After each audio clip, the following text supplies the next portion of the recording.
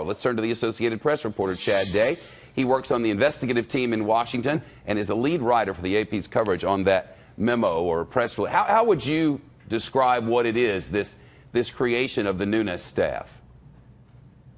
Well, so we don't know a lot about this memo yet, but what we do know is that the Republicans are saying that it alleges that there were abuses of the government surveillance apparatus during the Russia probe. And in particular, what we're hearing is that this deals with a FISA warrant that was used to surveil Carter Page, who was a Trump campaign foreign policy advisor. Now, Democrats are saying that this memo is a selectively cherry-picked version of talking points, partisan talking points that are meant to undermine the Robert Mueller probe. And as you reported already, the FBI has some serious concerns about the accuracy of this memo. And yet, there is no reporting from Associated Press on Chris Wray and his thoughts on this matter. Well, specifically, he doesn't want it released, but whether he might put his job on the line for it. Right, that's correct. So at this point, we don't exactly know, Wray's thinking on this. What we do know is that it's incredibly unusual for the FBI to issue a statement like they did yesterday, basically putting them at odds with the president on releasing this memo. The president wants to release this memo, and he's been telling confidants that, he sees this as a way to be able to confirm what he believes, which is that the DOJ and the FBI conspired against him during the campaign and as part of this Russia probe. But what we don't know yet is, what the ramifications are in terms of the relationship that he now will have with Wray, who, as you mentioned, is his handpicked FBI director.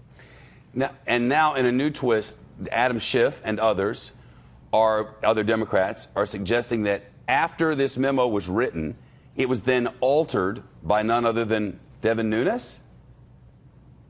That's right. So what they're saying is that the version of the memo that the House actually reviewed and that the committee reviewed and then voted to send to the White House for review is not the version that was actually sent over to the president. And so, the Republicans are saying that these were minor edits, but the Democrats are now saying that these were material changes to the memo, and they're kind of crying foul on that. Now, what's kind of certain now is that it might be a moot point at this point because the president appears to be wanting to declassify this information. And it appears that decision could come as early as tomorrow morning. People of goodwill can disagree on why this memo or press release or whatever you want to call it came about.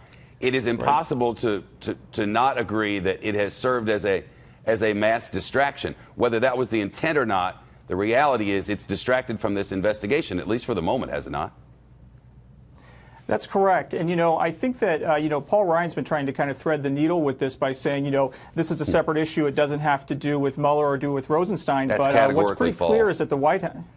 Yeah, well, what I'll leave that to you to say, but I will say that, what is pretty clear is that the White House sees this as something that they can hold up and say, and possibly use either against Mueller or Rosenstein, to try to undermine what's going on with this investigation, which, as you mentioned and other people have, that they've been calling a hoax the entire time. Historically, when's the last time we've seen a Justice Department and FBI handpicked by the president at odds with the White House in a way like this?